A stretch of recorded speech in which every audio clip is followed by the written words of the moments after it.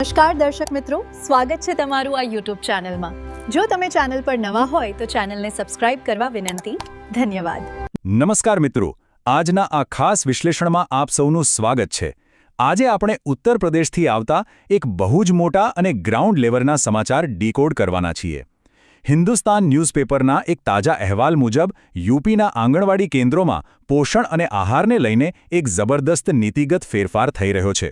વર્ષોથી જે સિસ્ટમ ચાલતી આવતી હતી તેમાં હવે એક મોટો વળાંક આવ્યો છે। તો ચાલો ફટાફટ સમજીએ કે આ નવો બદલાવ શું છે અને તેનાથી શું અસર થવાની છે। તો જુઓ, સૌથી મોટો ફેરફાર એ છે કે હવે ટેક હોમ રાશન એટલે કે ઘરે લઈ જવાના સૂકા રાશનની સિસ્ટમ બદલાઈ રહી છે। પહેલાં શું હતું? દાળ, તેલ અને સૂકું દલિયા આપી દેવામાં આવતું હતું, પણ હવે આ જૂની વ્યવસ્થાની જગ્યાએ સીધું જ ગરમ અને તાજું ભોજન પીરસવામાં આવશે। જી હા, હવે કેન્દ્રો પર જ તાજું દલિયા, ગરમાગરમ હલવો અને પૌષ્ટિક બરફી તૈયાર કરીને અપાશે। આ કોઈ નાનો ફેરફાર નથી, આ પોષણ પહોંચાડવાની આખી રીતમાં એક બહુ જ મોટો શિફ્ટ છે। હવે આ આખી કવાયત જે યોજના હેઠળ થઈ રહી છે તેનું નામ છે શિશુ અમૃત યોજના। ચાલો જોઈએ કે આ યોજના કુપોષણ સામે કેવી રીતે લડશે। આ શિશુ અમૃત યોજના ખરેખર એક નવી રેસીપી આધારિત સિસ્ટમ છે। તેનો સીધો અર્થ એ છે કે હવે ગમે તે રાશન પકડાવી દેવાને બદલે નિષ્ણાતો દ્વારા ખાસ તૈયાર કરાયેલી રેસીપી મુજબનું જ ભોજન અપાશે। આનો મુખ્ય ટાર્ગેટ છે બાળકો અને સગર્ભા સ્ત્રીઓ। સૂકા રાશનમાંથી બહાર આવીને સ્થળ પર જ રાંધેલો પૌષ્ટિક અને તાજો ખોરાક આપવો, એ જ આ યોજનાનો માસ્ટર પ્લાન છે। હવે સૌથી રસપ્રદ વાત પર આવીએ। આ નવું મેનુ કોઈ વન સાઇઝ ફિટ્સ ઓલ એટલે કે બધા માટે એક સરખું નથી। ઉંમર પ્રમાણે તેને કસ્ટમાઇઝ કરવામાં આવ્યું છે। આ નવો ડાયટ ચાર્ટ કેવી રીતે કામ કરે છે તે જુઓ। શારીરિક વિકાસના અલગ અલગ તબક્કે પોષણની જરૂરિયાત અલગ હોય છે, બરાબર ને? એટલે 6 મહિનાથી 1 વર્ષના શિશુઓ માટે ખાસ શિશુ અમૃત નક્કી કરાયું છે।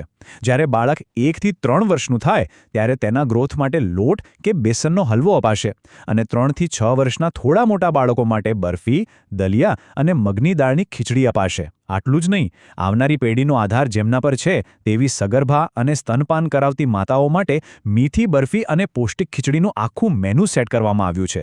આ બતાવે છે કે મેનુ કેટલી ઝીણવટપૂર્વક ડિઝાઇન કરાયું છે। અહેવાલમાં એક બીજી બહુ જ મહત્વની વાત સામે આવી છે। જે બાળકો પહેલેથી જ કુપોષણનો શિકાર છે તેમના માટે શું? તો તેમના માટે મેનુમાં ખાસ ઊર્જાથી ભરપૂર ભોજન એટલે કે એનર્જી ડેન્સ મીલ્સ રાખવામાં આવ્યા છે। આ એક પ્રકારના બૂસ્ટર ડોઝ જેવું કામ કરશે, જેથી જેમને સૌથી વધુ જરૂર છે તેમને ઝડપથી રિકવર કરી શકાય।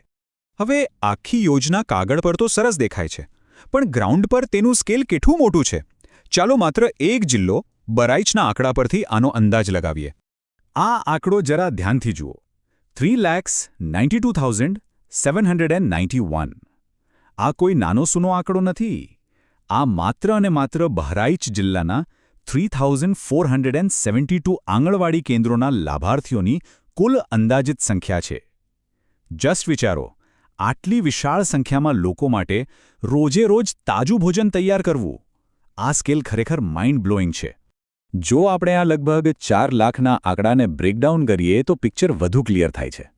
સૌથી મોટો હિસ્સો 3 થી 6 વર્ષના બાળકોનો છે, જે 1.25 લાખની આસપાસ છે। ત્યારબાદ લગભગ 47,000 જેટલી સગર્ભા અને સ્તનપાન કરાવતી મહિલાઓ છે। આ ઉપરાંત 0 થી 6 વર્ષના 21,000 શિશુઓ અને 6 મહિનાથી 3 વર્ષના 19,000 જેટલા બાળકોને આવરી લેવાયા છે। આ ડેટા પરથી સ્પષ્ટ છે કે યોજના દરેક જરૂરી વસ્તી જૂથ સુધી પહોંચી રહી છે। તો હવે સવાલ એ છે કે સત્તાવાર રીતે વહીવટીતંત્ર આ ફેરફાર વિશે શું વિચારી રહ્યું છે? ચાલો તેમનો પક્ષ પણ જાણીએ। બહરાઇચના ડિસ્ટ્રિક્ટ પ્રોગ્રામ ઓફિસર નિહારિકા વિશ્વકર્માનું આ નિવેદન બહુ સીધું છે। તેઓ સ્પષ્ટ કહે છે કે આ નવી રેસીપી વ્યવસ્થાથી બાળકો અને મહિલાઓને સીધો તાજો અને ગુણવત્તાયુક્ત ખોરાક મળશે। સરકારનો દાવો છે કે ઘરે રાશન આપી દેવાથી જે પોષણનું સ્તર જળવાતું ન હતું તે હવે કેન્દ્ર પર જ ભોજન કરાવવાથી સુધરશે।